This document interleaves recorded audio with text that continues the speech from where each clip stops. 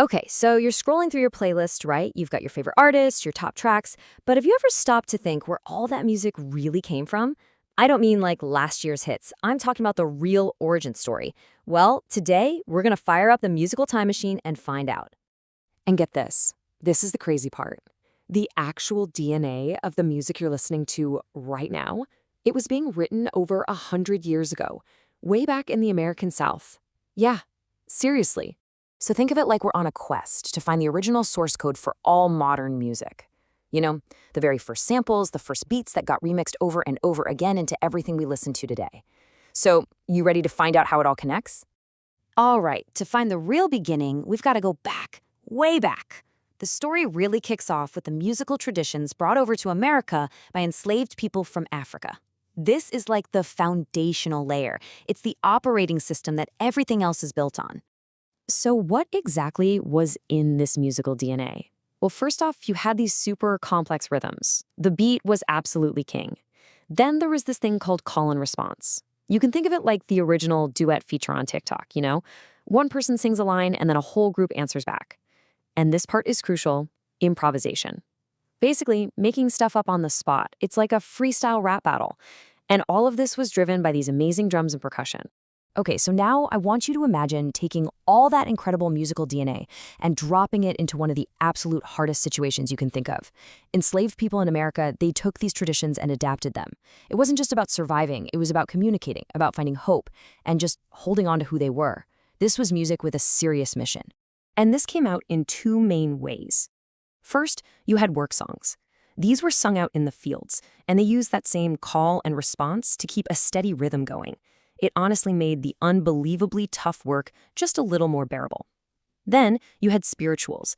These were religious songs, community songs, all about faith and hope for a better future.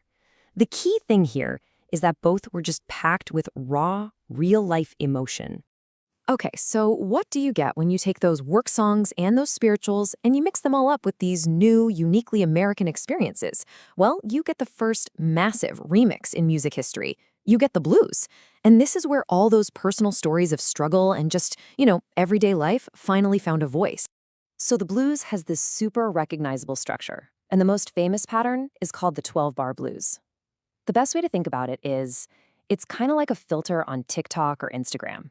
It's a basic musical pattern that you can just use over and over.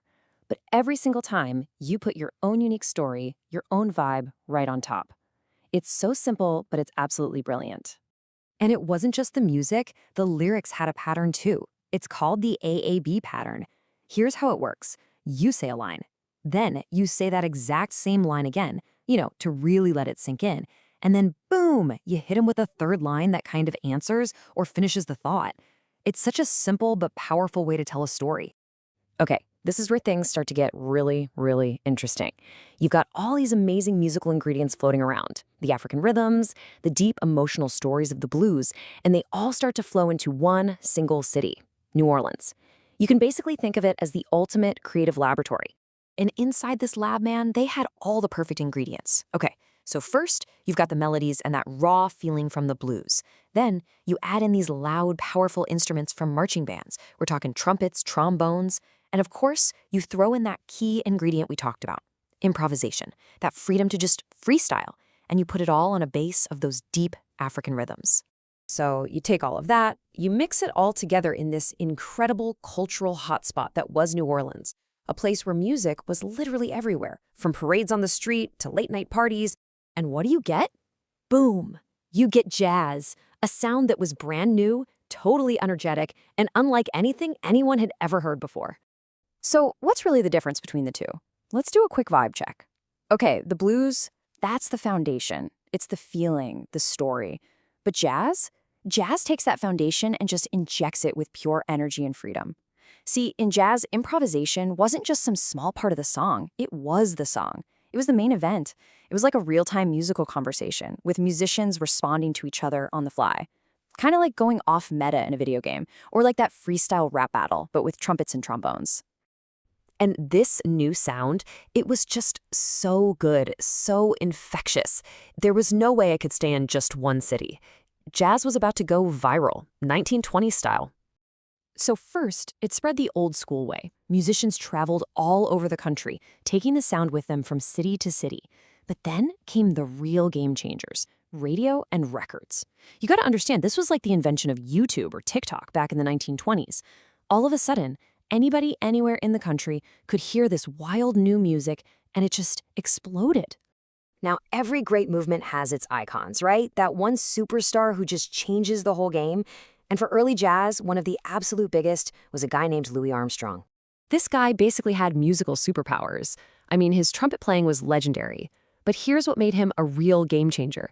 He made this solo the star of the show. Before Louis Armstrong, most of the band played together all at once.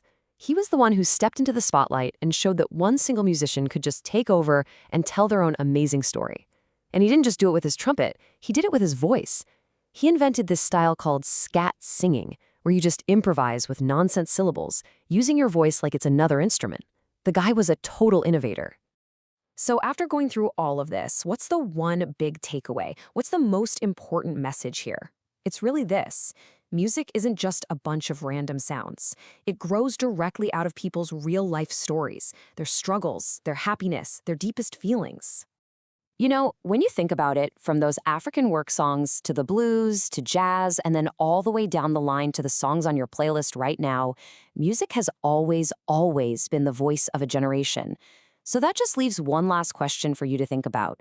What story is your generation's music going to tell?